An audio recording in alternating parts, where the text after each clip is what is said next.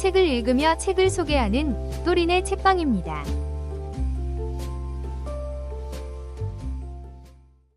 여러분, 안녕하세요. 오늘은 2024년 발행 이후 일본 서점에서 베스트셀러 소설로 선정된 아베 아키코의 카푸네입니다.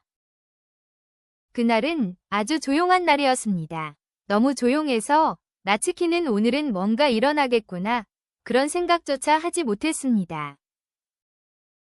연희는 말없이 가방을 싸고 있었고 나츠키는 부엌에 서서 물이 끓는 소리를 듣고 있었습니다. 둘 다 알고 있었습니다. 이 물은 마셔지지 않을 거라는 걸요. 연희는 말했습니다. 미안해. 그 말은 이유도 아니고 설명도 아니고 그냥 문장 하나였습니다. 문이 닫히는 소리가 집안을 한 바퀴 돌아 나츠키의 가슴 안으로 들어왔습니다.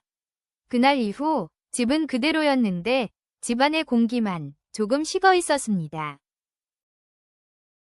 나츠키의 하루는 그때부터 아주 단순해졌습니다.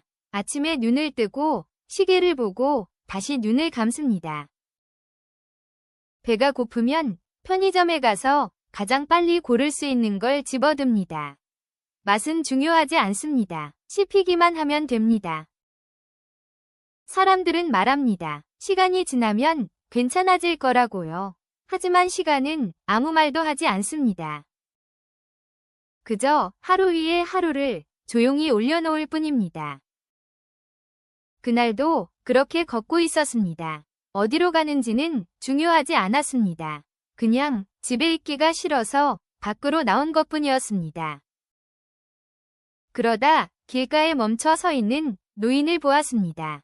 어디를 가는지 잊은 사람처럼 누군가를 기다리는 것처럼 그러나 아무도 찾지 않는 눈빛으로. 나츠키는 지나쳤다가 다시 돌아섰습니다. 왜 그랬는지는 지금도 모릅니다. 인생에서 중요한 일들은 대개 이유 없이 시작됩니다. 노인의 집은 시간이 멈춘 곳 같았습니다. 소파는 항상 같은 자리에 있었고 탁자 위에는 항상 같은 컵이 있었고 벽에는 젊은 시절의 사진이 걸려 있었습니다. 노인은 차를 내주며 말했습니다. 오랜만이네. 그 말이 자기에게 하는 말이 아니라는 걸 나츠키는 알고 있었습니다. 하지만 그날은 정정하지 않았습니다. 그렇게 그 집에 다시 오게 되었고 또 오게 되었고 어느새 자주 오게 되었습니다. 노인은 같은 말을 여러 번 했습니다. 오늘이 무슨 요일인지, 남편은 언제 오는지, 당신은 누구인지. 처음엔 나츠키가 대답했습니다. 그러다 어느 날부터 대답하지 않았습니다. 대답하지 않아도 노인은 불안해하지 않았고 정정하지 않아도 아무 일도 일어나지 않았습니다. 그 집에서는 틀려도 괜찮았고 몰라도 괜찮았고 말하지 않아도 괜찮았습니다. 나츠키는 그게 좋았습니다. 어느 비 오는 밤 노인은 잠을 이루지 못했습니다. 불을 켜둔 채 옛 이야기를 시작했습니다. 전쟁이 끝난 뒤의 이야기, 먹을 것이 없던 이야기, 아이를 잃었던 이야기. 이야기는 앞뒤가 맞지 않았고 중간에 멈췄고 다시 돌아왔습니다. 하지만 나츠키는 듣고 있었습니다. 처음으로 누군가의 이야기를 끝까지 듣고 있었습니다. 그날 밤 나츠키는 불을 끄지 않은 채 잠들었습니다. 노인이 쓰러진 건 정말 갑작스러웠습니다. 병원은 밝았고 의사의 말은 짧았습니다. 혼자 계시긴 어렵습니다. 시설 이야기, 보호자 이야기, 서류 이야기가 이어졌습니다. 나츠키는 아무것도 아닌 사람이었습니다. 그 사실이 그날따라 유난히 아팠습니다. 마지막으로 만난 날 노인은 물었습니다. 당신은 누구죠? 나츠키는 잠시 침묵하다가 말했습니다. 그냥 같이 있었던 사람이에요.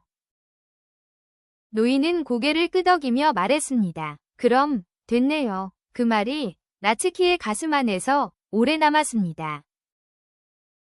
노인은 떠났고 집은 비었고 나츠키는 다시 혼자였습니다. 하지만 이번엔 조금 달랐습니다. 불을 켜고 창문을 열고 다음 날의 약속을 하나 잡았습니다. 아주 작은 약속이었지만 그건 나츠키가 스스로 정한 약속이었습니다. 이 이야기는 기적에 대한 이야기가 아닙니다. 다만 누군가의 곁에 잠시 앉아 있었던 사람이 다시 자기 삶으로 돌아가는 이야기입니다. 머리카락을 천천히 쓰다듬다. 손을 떼는 순간까지 남아있는 그 온기처럼요. 여러분, 삶은 갑자기 좋아지지 않습니다. 하지만 가끔 다시 붙잡아도 되겠다는 생각이 들기도 합니다. 여러분, 아베 아키코의 카푸네. 잘 감상하셨습니까? 여러분의 평은 댓글로 남겨주세요. 구독, 좋아요는 영상 제작에 힘이 되고 저에 대한 사랑입니다. 감사합니다.